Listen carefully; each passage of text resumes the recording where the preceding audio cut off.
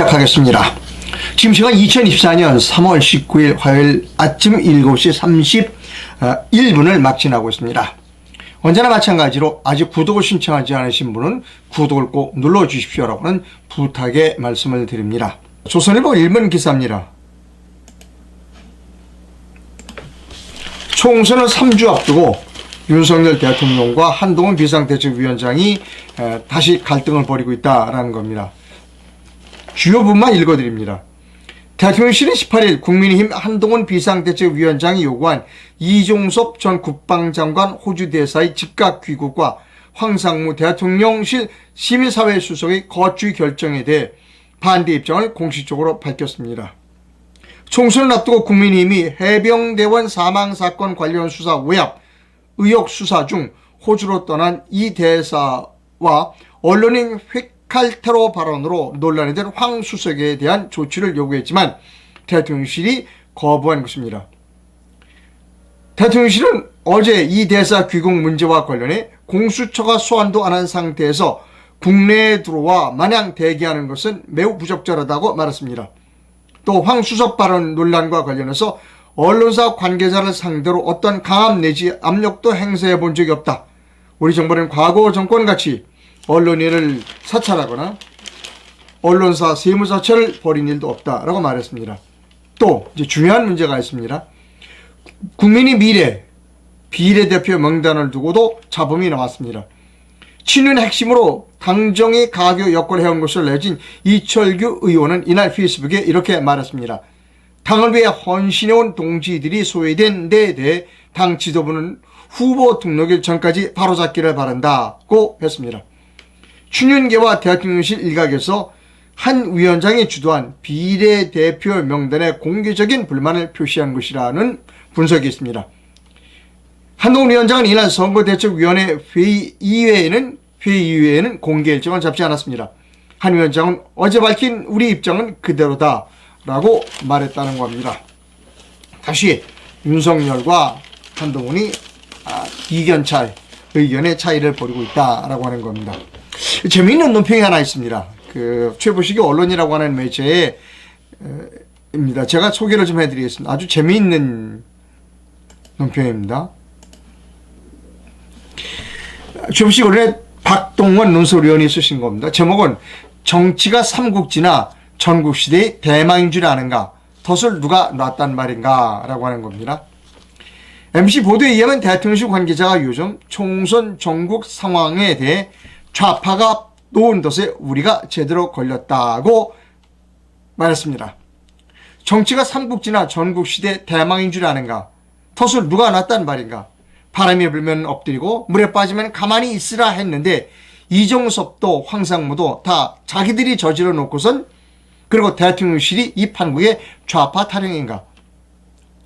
도태우와 장해찬을 날린 것도 결국 이종섭 황상무가 사고쳐 수세에 몰려서인데 좌파들이 흔들었나? 김경일이 장난을 쳤나? 한동훈이 좌파들하고 한통속이 되어 놀아났나? 도대체 왜들 그러나? 상황 판단이 그렇게 안 되는가?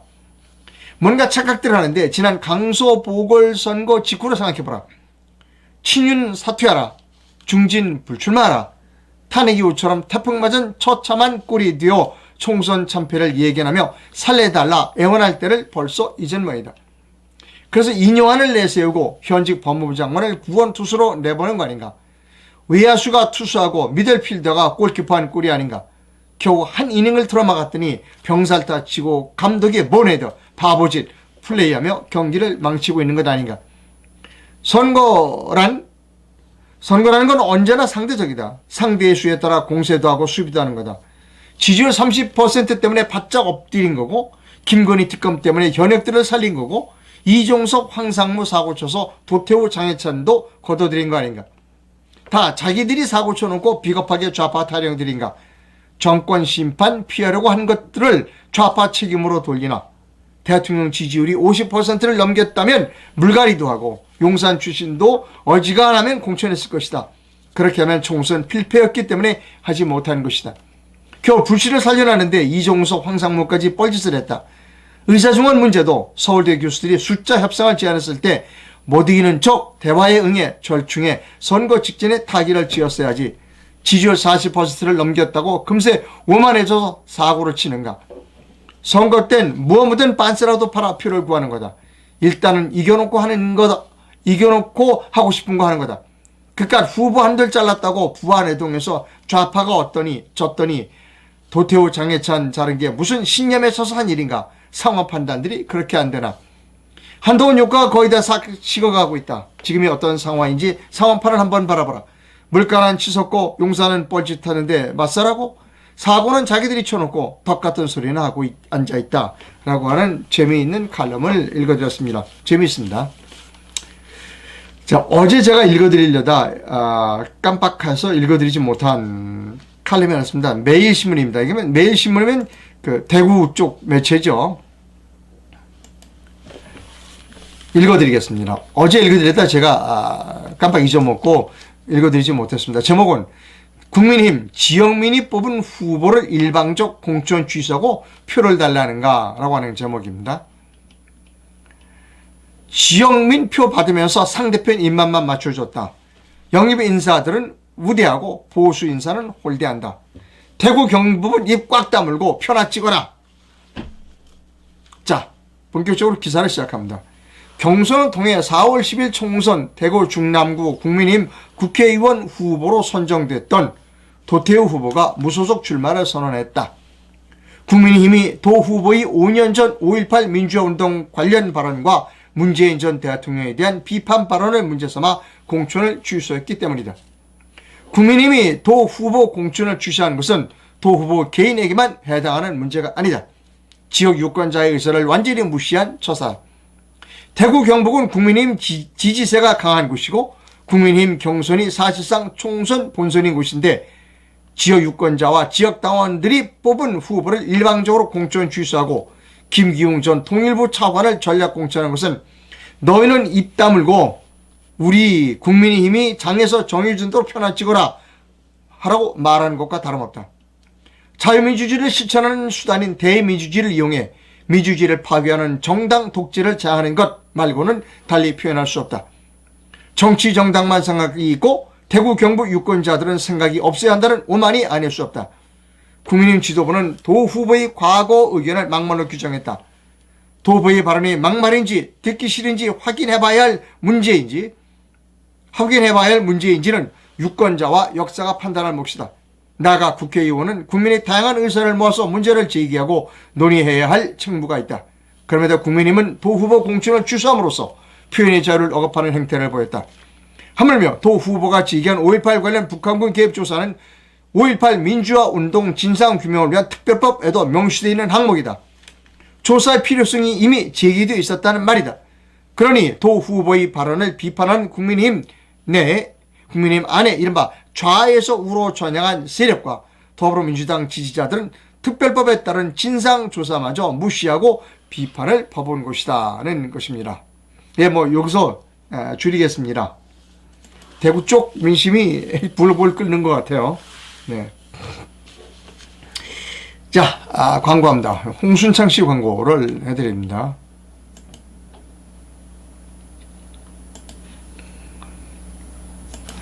윤석열 정부 취임 2년이 가까워지고 있습니다. 우선적으로 해야 할 일은 첫째, 박정희 대통령 묘소에 누가 왜 5,300개가 넘는 쇠말뚝을 박았는지 밝혀야 합니다. 둘째로 경매로 넘어간 박근혜 대통령 사진을 회수해서 돌려주어야 합니다. 셋째, 전두환 대통령의 유해를 국립묘지에 안장해야 합니다. 라고 하는 홍순창 씨의 의견 광고를 읽어드렸습니다. 또 다른 의견 광고를 읽어드리겠습니다. 응답하라. 4.15 부정선거 범죄 수사에 침묵하는 윤석열은 응답하라 라고 하는 부정선거 범죄규명위원회의 의견 광고도 읽어드렸습니다. 또 있습니다.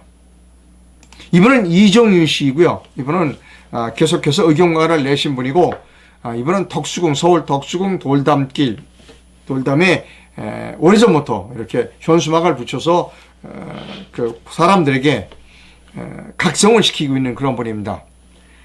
지금 이 이정윤 씨 광고는 덕수궁 담의 현수막을 읽어드리는 겁니다.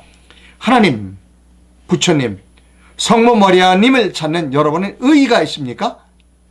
부정선거에 침묵하는 당신들은 회개해야 합니다. 위선자의 삶을 살고 있음을 회개하십시오. 부정선거에 침묵했던 이 애미를 용서해라. 자식들에게 이런 말을 하는 부모가 되겠습니까? 퀴션 마크입니다. 이재용 씨 광고를 읽어드렸습니다. 이재용 씨 광고도 앞으로 계속해서 방송해 드리겠습니다. 네, 결정을 내렸습니다 라고 하는 제목을 여러분께 보여드립니다. 1년 정도 됐을 겁니다. 1년 전부터 저는 이번 4월 10일 총선을 대비해서 여러분들을 많이 만나러 다녔습니다. 같이 좀 우리 애국 우파 세력이 같이 뭉쳐서 4월 10일 총선에 나갑시다 라고 하는 제안을 여러분이 생각하는 것보다 훨씬 많은 분들을 만났습니다. 권유했고, 그리고 또 최근에는 비례대표 후보는 우리 우파 후보들끼리 모여서 국민 경선제를 하자라고 하는 제안도 해서 실제로 추진까지 했었습니다. 또 국민의힘을 뺀 나머지 정당, 뭐 자유민주당이나 자유통일당이나 그러면 우리공화당 같은 데에다가 연합하자. 지역구는 공통의 모자, 우파 연합이라는 공통의 모자를 브랜드를 만들어서 각각 나가고 겹치면 조정하자. 비례는 국민 경선을 통해서 순번을 정하자. 그래서 어느 한 당으로 정해서 국회에 들어가고, 뭐 국회 개원하면 각 당으로 돌아가라. 뭐 지금 국민의힘이나 더불어민주당이 하고 있는 거니까. 다음에 이제 그 민경 후보가 경선에서 컷오프 됐죠. 뭐 굉장히 인천 연수구에 지지도가 높았는데 이유 없이 컷오프 됐습니다. 그래서 제가 민경 후보를 제가 속해 있는 내일은 미래당으로 오셔서 합시다. 같이 합시다. 좀 더 사람을 더 보강하고 해서 비례정당으로 갑시다라고 하는 제안을 했습니다. 여러 번 만났고 많은 사람들이 또 주변에서 여러 가지 조언을 해 주셨습니다. 민경 후보는 제가 속해 있는 내일로 미래당으로 오지 않고 다른 당, 신당을 차렸다고 하는데 신당은 아니고 다른 당에 들어가서 공동대표를 하게 됐습니다. 이제 고민이 커졌습니다. 어떻게 해야 하는가? 저는 우파가 분열해서는 안 된다라고 하는 주장을 끊임없이 해왔습니다. 그래서 작은 정당이 또 통합을 했고, 공천연대도 했고, 우리공화당, 뭐 자유민주당에도 돌아다니면서 연대하자라는 제안도 했습니다.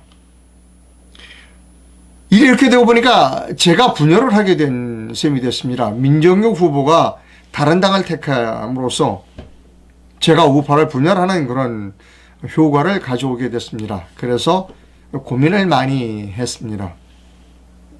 원칙, 분열하지 않는다는 원칙에 제가 상황이, 일부러 그런 건 아니지만 상황이 제가 우리 우파를 분열시키는 결과를 가져오게 됐다는 거에 좀 매우 당혹스럽고 곤란했습니다. 이런 생각도 해봤습니다. 내가 우리 당을 탈당해서, 지금 속해 있는 우리 당을 탈당해서 뭐 민경욱 씨 당에 가서 뭐 비례 순번 상관없이 같이 손 붙들고 부정선거 척결을 외쳐서 부정선거 척결을 희망하는 국민들의 열망에 힘입어 많은 분들이 국회에 진출하면 좋겠다는 생각도 한때는 했었습니다. 그런데 제가 그 방법을 택하지 않은 이유는 뭐냐면, 제가 뭐 정치인이라고 말씀드리긴 곤란합니다. 왜냐하면 작년 10월부터 지금 한 넉 달 됐나요? 5개월밖에 안 되는 정당인이 정치인이라고 얘기하기는 좀 뭐라 그럴까, 낯간스럽습니다만, 정치인은 배반을 해서는 안 된다라고 생각을 합니다. 제가 만약에 우리 당을 탈당하고 부정선거가 중요하니까 부정선거를 앞장서고 있는 민경욱 씨 당에 가서 비례 순번 상관없이 뭐 끝번이라도 상관없이 같이 손잡고 하는 것이 맞겠지만, 그러나 정치인이 도리는 아니다. 제가 지금까지 속해왔던 내로 미래라고 하는 당의 배반하는 거다라는 생각을 합니다. 그래서 제가 결론을 내렸고 어제 민경욱 후보에게도 통화를 했습니다. 돕겠습니다. 외곽에서 돕겠습니다. 그리고 좋은 결과를 얻으시기를 부탁합니다. 라고 해서 어제 전화를 제가 민경욱 후보에게 드렸습니다. 저는 내일로 미래당을 떠나지 않겠습니다. 왜? 그것은 배반하는 일이기 때문입니다. 내일로 미래당이 잘못한 게 없잖아요. 그래서 내일로 미래당을 떠나지 않겠습니다. 이런 생각을 합니다.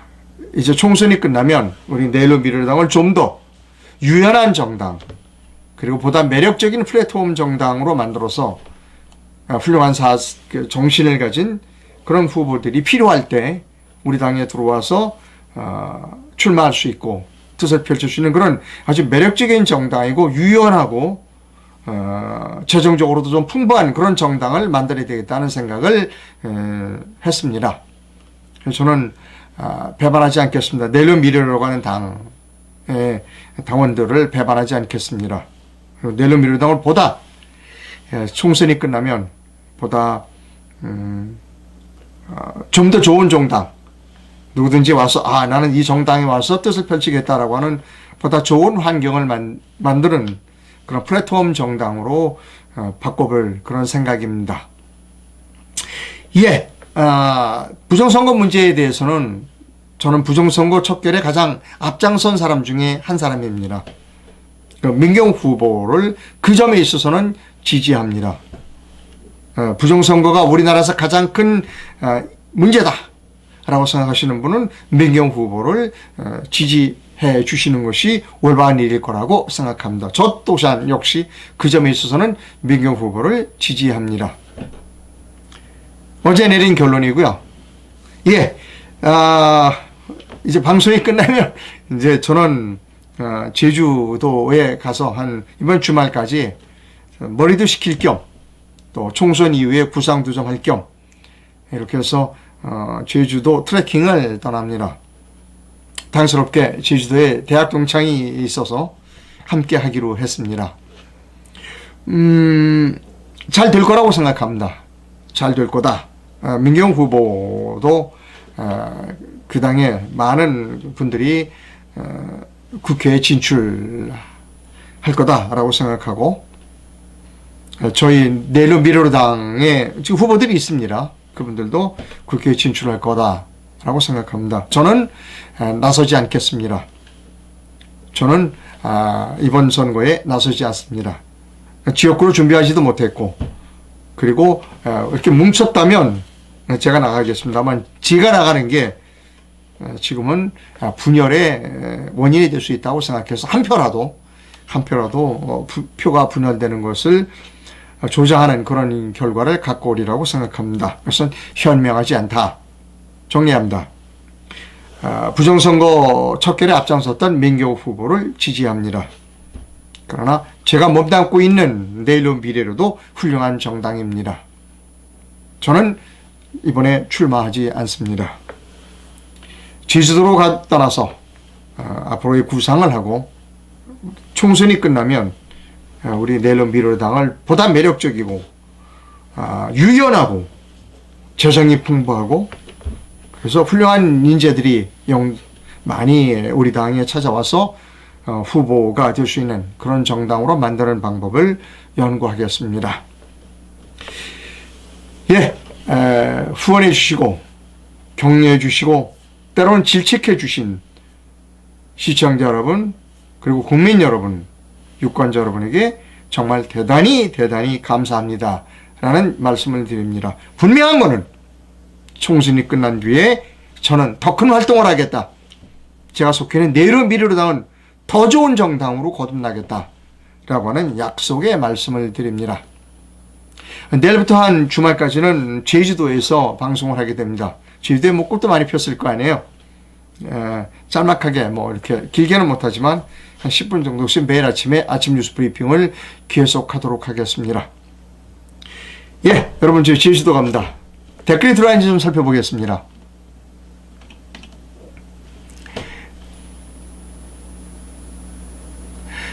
한동훈은 공천 과정에서의 잘못을 이종석 황상무의 이슈로 물타기하는 야비한 행동을 중지하라. 윤통과 한동훈을 따로 보면 안 됩니다. 둘은 각진 것, 서로 이제 각을 진 것처럼 보이지만 쉬워하는 겁니다. 둘 다 좌파 역사관이 좌파 역사관을 가지고 있습니다. 한동훈이 표를 달라고 하는 것보다 표를 주고 싶어서 안 달란 노비들이 더 많은 듯합니다.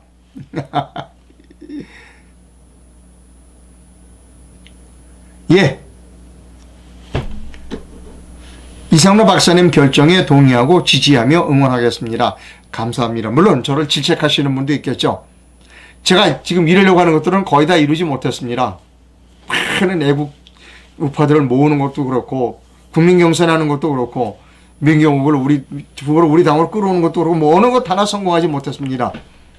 그런 점에서는 제가 능력이 없다라고 하지만 경험은 많이 얻었고 그러나 총선이 끝난 이후에는 달라진 모습을 보일 거다라고 생각합니다.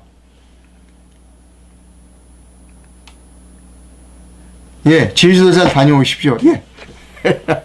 잘 다녀와서 보다 밝은 모습으로 그리고 희망찬 정당으로 만들도록 하겠습니다. 방송 시청해주신 시청자 여러분 대단히 감사합니다.